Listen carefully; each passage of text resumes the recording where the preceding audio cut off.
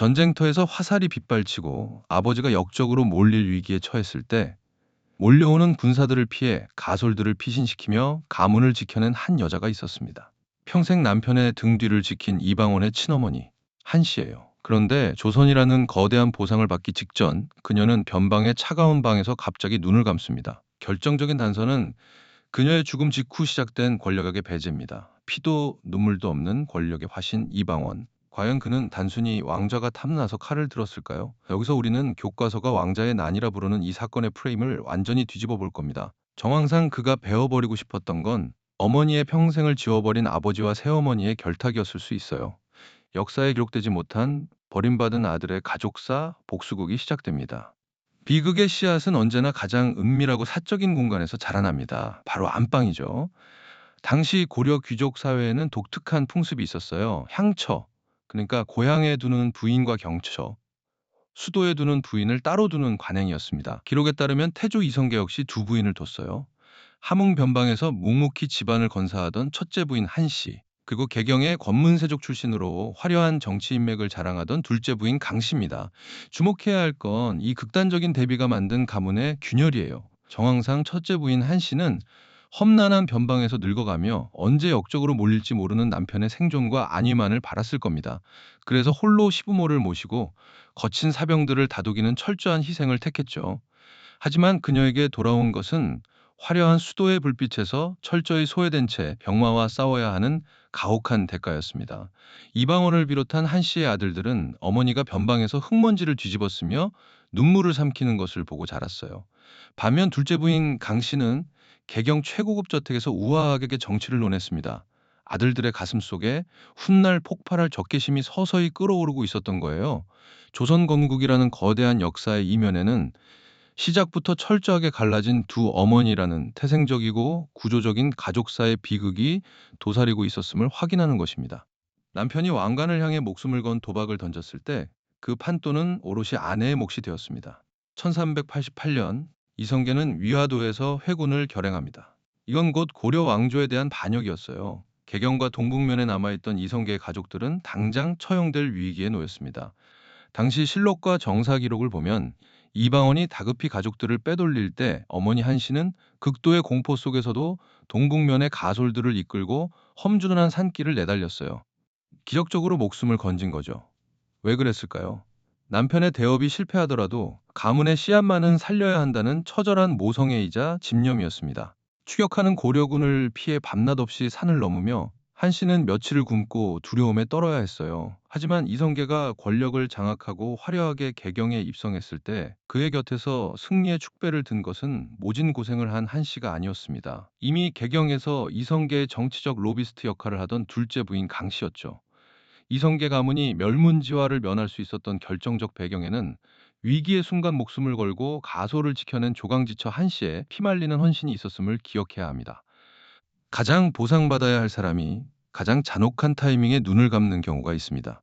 조선이라는 새로운 나라의 간판을 달기 불과 10개월 전인 1391년 9월, 평생을 전쟁터의 남편을 대신해 집안을 지켰던 한 씨는 위장병 등 오랜 지병이 악화되어 55살의 나이로 갑자기 세상을 떠납니다. 왕비의 관을 써보지도 못하고 그토록 고대하던 가문의 영광을 눈앞에 둔 채 눈을 감은 거예요. 그렇다면 누가 이득을 봤을까요? 역설적이게도 그녀의 죽음은 개경의 안방마님이었던 둘째 부인 강 씨가 새 왕조의 유일한 안주인이 되는 완벽한 진공 상태를 만들어 주었습니다. 역사학자들은 이 시기 한 씨의 죽음이 이성계 가문 내부의 정치적 역학관계를 완전히 뒤엎어버린 나비효과의 시작이라고 입을 모아요. 아들 이방원은 어머니의 허망한 죽음 앞에서 3년상을 치르며 오열했습니다. 어머니의 차가운 무덤 앞에서 그가 삼킨 것은 단순한 슬픔이 아니라 서늘한 살기였을지도 모릅니다. 한 씨의 죽음은 단순한 병사가 아니라 이방원과 그의 형제들을 지켜주던 마지막 방어막이 완전히 붕괴해버린 절망적인 신호탄이었음을 이해해야 합니다. 권력의 잔치는 언제나 살아남은 자들만의 몫입니다. 죽은 자의 자리는 순식간에 지워지죠. 1392년 마침내 조선이 건국되고 이성계는 옥좌에 올랐습니다. 기록에 따르면 건국 직후 이성계는 둘째 부인 강 씨를 현비, 곧 왕비로 책봉합니다. 하지만 정작 살아서 모든 고생을 다한 첫째 부인 한 씨에게는 절비라는 애매한 추존만을 내렸어요. 죽은 뒤에 올리는 칭호였지만 왕비의 격에 맞는 제대로 된 대우는 아니었습니다. 이성계는 새 왕조의 화려한 시작에 시골 출신의 죽은 부인이 거론되는 것을 껄끄러워했거나 권력의 실세로 떠오른 강씨의 눈치를 보았을 가능성이 커요. 새 나라가 세워졌다는 환호성이 온 장안을 덮을 때 이방원은 상복을 입고 어머니의 무덤을 지키고 있었습니다. 아버지는 왕이 되고 새어머니는 국모가 되어 천하를 호령하는데 진짜 국모가 되어야 할 자신의 어머니는 차가운 땅속에서 이름마저 잊혀가고 있었어요. 이 기막힌 대비가 방원의 마음을 서서히 무너뜨렸을 겁니다. 조선 건국의 화려한 이면에는 평생을 바친 헌신에도 불구하고 권력의 축제에서 철저히 이름이 지워져 버린 친모에 대한 이방원의 깊은 분노가 도사리고 있음을 확인하는 것입니다. 상처에 소금을 뿌리는 가장 잔인한 방법이 있습니다. 내가 잃어버린 것을 가장 미워하는 자의 자식에게 안겨주는 거예요. 이성계가 건국 직후 한씨 소생의 장성한 아들들을 모두 제쳐두고 강씨가 낳은 10살짜리 막내 방석을 세자로 책봉했다고 기록합니다. 이 결정이 이방원의 심리에 미친 파괴력을 생각해 봐야 해요. 정황상 이방원은 어머니의 죽음 이후 자신과 형제들의 정당한 권리와 가문 내 지위를 인정받기를 갈구했을 겁니다. 그래서 정몽주 참살이라는 피 묻은 악역까지 자처하는 극단적 헌신을 했죠. 하지만 돌아온 것은 새어머니의 자식을 위해 자신들의 존재가 철저히 부정당하는 정치적 사형 선고였습니다. 이건 단순히 권력을 빼앗긴 것이 아니에요. 어머니 한 씨가 평생을 바쳐 지켜온 가문의 적통이 뒤늦게 합류한 강 씨의 핏줄에게 완전히 빼앗긴 혈통의 부정이었습니다. 이방원의 세자방석은 눈에 넣어도 아프지 않을 막둥이 동생이 아니었어요. 어머니의 무덤을 짓밟고 올라선 존재처럼 보였을 겁니다. 어린 방석의 세자 책봉은 정치적 무리수를 넘어 이방원의 가슴속에 묻어둔 어머니의 한이라는 폭약에 직접 불을 붙인 치명적인 뇌관이었을 겁니다. 권력이라는 괴물은 약자를 밀어내며 자라납니다. 기득권의 담장은 점점 높아지죠. 실록의 행간을 면밀히 읽어보면 새어머니 강씨와 개국공신 정도전이 강력한 정치적 동맹을 맺고 있었음이 드러납니다. 정도전은 신하 중심의 나라를 세우기 위해 나이 어린 세자가 필요했어요. 강씨는 자신의 아들을 왕으로 굳히기 위해 정도전에 막강한 정치력이 필요했고요. 서로의 이해관계가 맞아떨어진 거죠. 결정적인 건 그 다음 행보입니다. 이 강력한 동맹은 한시 소생의 왕자들을 철저히 무력화하기 위해 사병 혁파를 밀어붙이며 그들의 수족을 잘라내기 시작해요. 이방원의 눈에 조선의 조정은 원수들의 소굴이었습니다. 어머니의 자리를 차지한 계모, 그 계모와 결탁해 자신들을 궁지로 몰아넣는 아버지의 신하들. 법과 제도라는 명분으로 포장되었지만 그 실체는 본처의 자식들을 몰아내려는 압박이었어요. 쥐도 궁지에 몰리면 고양이를 무는 법이죠. 정도전과 강씨의 정치적 결탁이 조선의 안정을 위한 것이 아니라 본처 소생들을 향한 철저한 권력 배제였음을 인식해야 합니다. 복수를 가로막던 가장 큰 장벽이 무너지는 순간 숨죽이던 맹수는 비로소 발톱을 드러냅니다. 1396년 권력의 정점에 있던 신덕왕후 강씨가 갑작스러운 병으로 사망합니다. 이성계는 비통해하며 도성 한복판에 그녀의 거대한 무덤인 정릉을 조성하고 매일 불공을 드렸어요.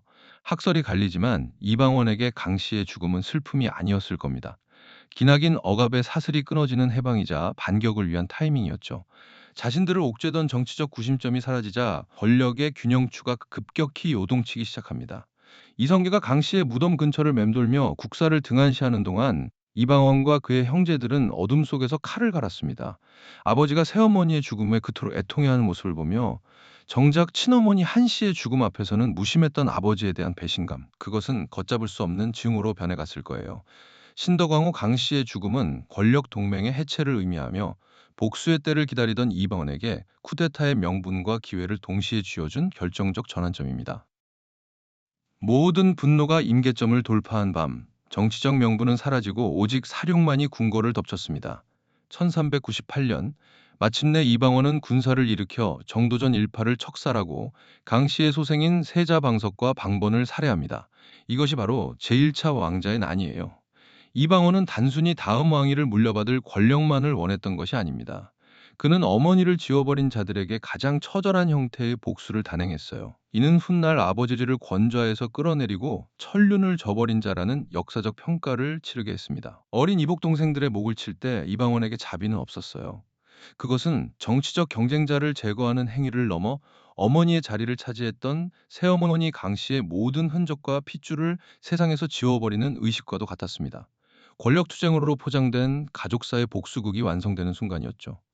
왕자의 난이 겉으로는 왕위 계승을 둘러싼 정치적 내전처럼 보이지만 그 본질은 버림받은 본처 자식들의 깊은 한이 폭발한 복수극이었음을 확인하는 것입니다.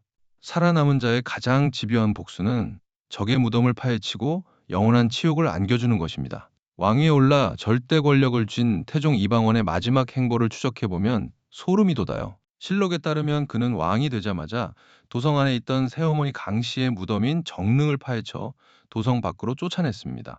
그리고 그 묘에 병풍석을 뽑아 광통교 다리 밑에 깔아 백성들이 밟고 지나가게 만들었어요.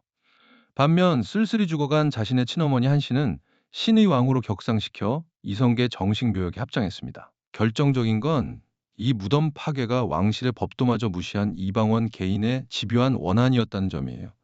태종은 강씨를 왕비가 아닌 아버지의 첩으로 격하해버렸습니다. 살아생전 어머니가 당했던 서름과 치욕을 자신이 쥔 권력의 칼로 되갚아준 거예요. 무덤이 헐리고 다리 밑에 돌로 짓밟히는 새어머니의 흔적을 보며 그제야 이방원이라는 맹수의 서늘한 눈동자에 맺혔던 원한이 조금이나마 사그라들었을까요? 피도 눈물도 없는 폭군 이방원이라는 시선을 잠시 거두어 봅니다. 권력의 재단에 희생된 어머니의 명예를 되찾기 위해 역사상 가장 집요한 복수를 완성해야만 했던 상처 입은 아들. 권력의 눈먼 폭군이 아니라 역사에서 지워진 어머니의 자리를 되찾기 위해 기꺼이 괴물이 되기를 선택한 아들. 그것이 피로 쓴 왕좌 이면에 감춰진 가장 슬픈 진실입니다.